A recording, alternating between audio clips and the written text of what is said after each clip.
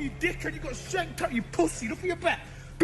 In 2019, knife crime in London has increased by 80% than in 2014, with over 43,500 knife-related offences. It has a long serrated blade and is increasingly popular on Britain's inner city streets. It's all about keeping knife crime at the centre of our national conversation. Police numbers are being slashed, even as the knives pile up.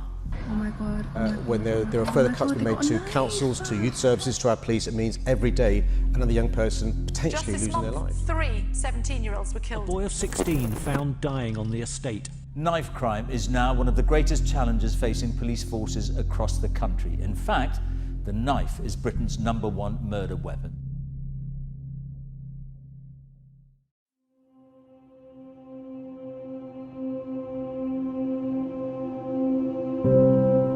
In recent years, there's been a spike in knife-related incidents in the UK.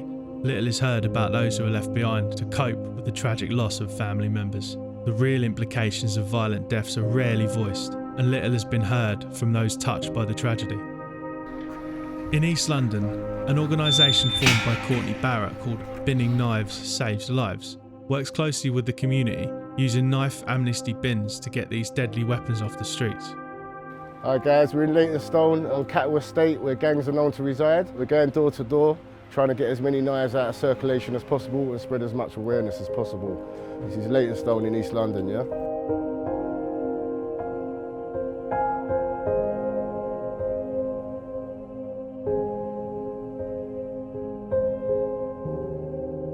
Last week, for example, we was out for 4 hours. We collected 61 knives. The week before, we was out for 4 hours. We collected 102 knives. I think everyone should feel less safe at the moment. We're living in a very unsafe environment in society now. There's all kinds of people carrying weapons. The media highlight the use when it comes to crime and knife crime, but the facts are most knife crimes committed by over 18-year-olds. When the police do a knife arch outside a train station, for example, you wouldn't believe the people that are carrying knives. We need more police officers. The few police that you see around can only do so much. It's part of the reason why we've got to this stage in our society. We definitely need more police. As you can see on my T-shirt, more police, less knives.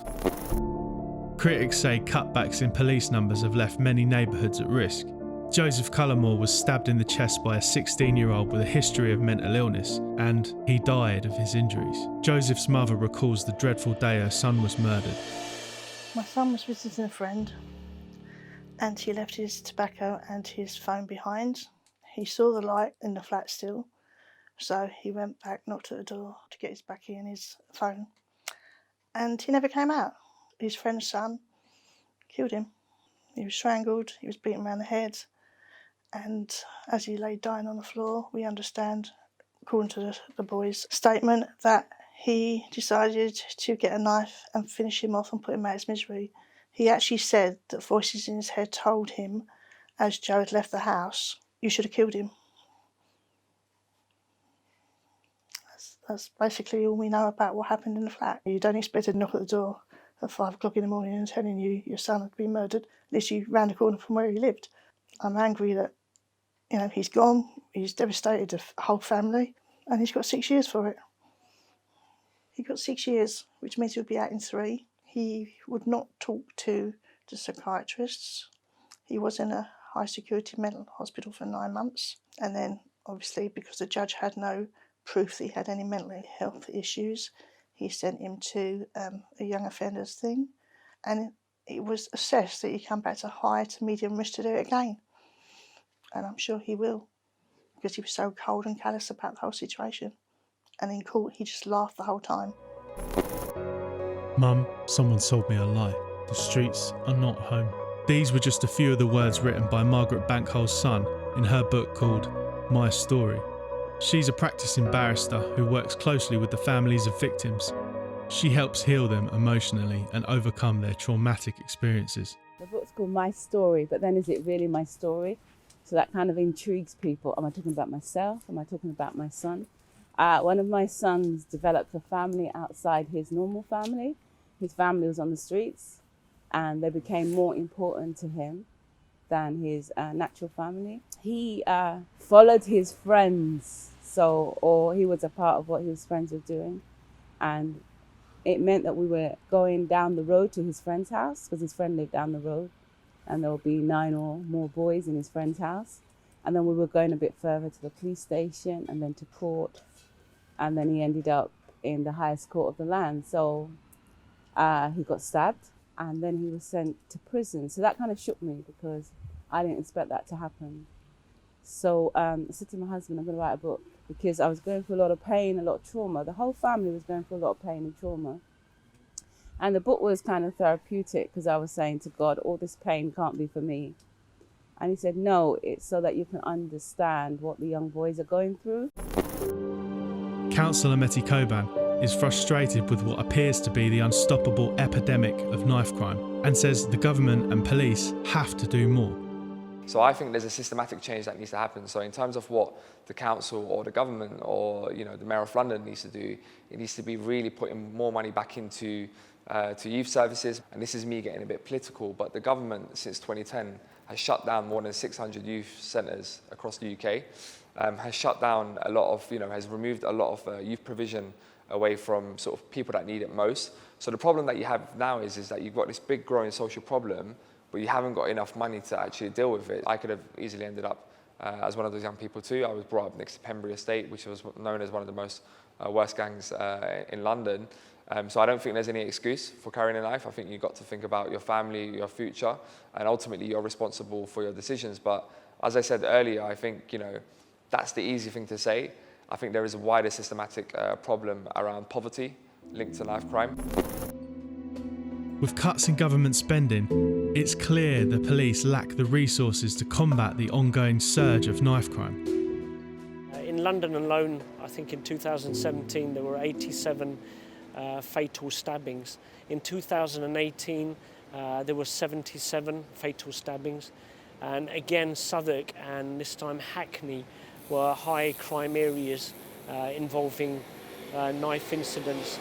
This year, 2019, in London there's been over 110 incidents involving knives, and more than half of them have already become fatal stabbings. So at the moment statistics show it's fluctuating and hopefully it will come down. A few years ago, Metropolitan Police went through a massive cost-cutting exercise. So it meant that any premises, any police premises that involved high risk, high cost maintenance, they were subsequently closed down. So where some boroughs had somewhere in the region of 2 to 3 police stations, now every borough has at least 1 police station. Start at the top and go down, yeah. Got another road down here as well.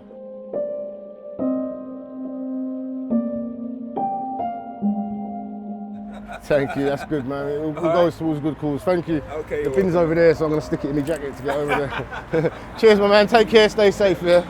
Cool. Now we're making our way to Langthorne Park. We're going to search the park for any weapons. A lot of kids hide their knives in parks and certain places now, so we go around parks sometimes looking for knives. If they feel like they need it, they know where to go and get it instead of carrying a knife on them.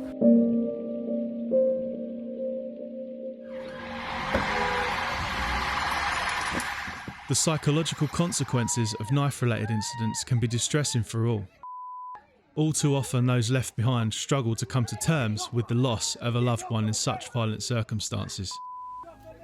There are many families in trauma, and it's become like a norm. So people are just turning the page. It's not affecting them in the way that it should do. Trauma is subjective, and society needs to look at this. Not only must we do something, we must do something now. It's not healthy to have so many people traumatized. The only time you see them on TV is when they're crying. And then the cameras move away from that family. But that family is living that trauma for years. Everyone connected with a child that dies or goes into prison is living with trauma.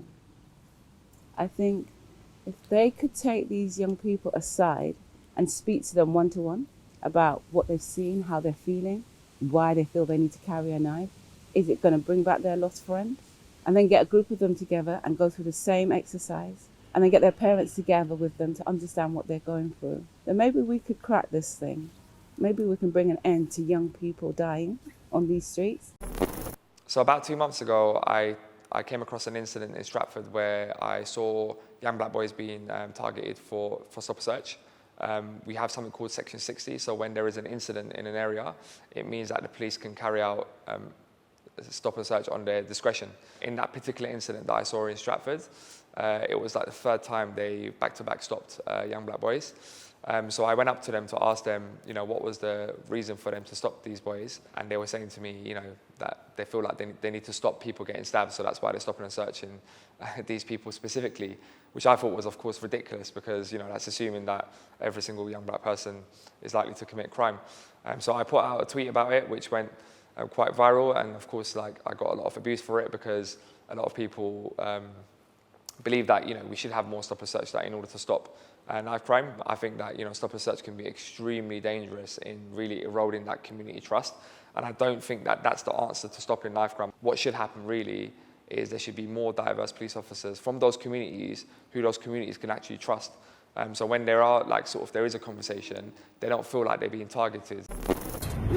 Four of you for a minor. Oh, come on, man. If that was a white boy, that wouldn't be happening. I don't care what you lot got to say. Obviously, the public feel that powers like stop and search may be used disproportionately. However, generally in the police force, it's a very important tool for us to use in finding things like prohibited items such as knives or weapons or even drugs. In spite of these efforts, people are still dying. And for some, the scars of loss are too deep to heal. I do have reoccurring nightmares about him coming knocking at my door when he gets out. But that's just in my mind. That's just my mind playing tricks, I think. But I don't feel any less safe now. It never happened on the estate before. The whole estate just went into shutdown when it happened because Joe was such a lively, loud person. We don't feel we've got justice. So this thing came into my head that we should do the petition about Joe's law. Old enough to do the crime, old enough to do the time. The boy that killed Joe was a big lad, tall lad. He's not getting punished for what he's done. He's going to be in a cushy prison, They get all the perks, don't they? The only thing he's lost is his freedom. We know that it won't bring Joe back. We know it won't give him any longer time inside. Joe was in and out all the time, always hungry, phoning up, put something on to eat, Mum. He was in and out like a yo-yo. We used to call him a pain in the backside, really, because he was one of these people that you knew he was around all the time. So yes, it's become very quiet in here. Destroyed me. Totally and utterly destroyed me and my family.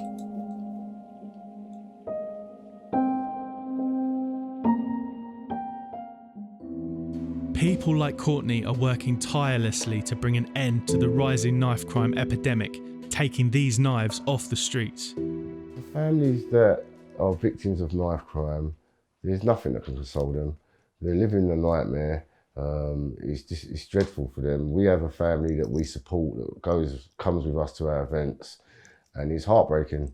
Every time I see them, I feel like crying sometimes because you're realising what they're going through and the heartache they're going through, I don't know about the support they get. I don't think they get much support, to be honest with you.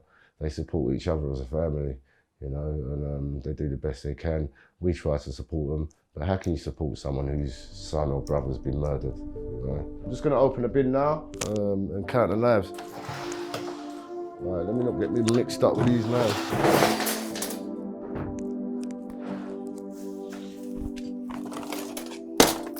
33, 34, 35, 36, 37, 38, 39, 40. That's 40 knives we've got from Cattle Estate. Hopefully we've made it a safer place. Every knife crime ruins lives. Politicians line up to condemn it. Big promises are made to fix the problem. But on the streets, the police simply don't have the numbers or strategy to deal with this crisis. And for those touched by the tragedy of loss, all too often they are left alone without the help they need to rebuild their shattered lives.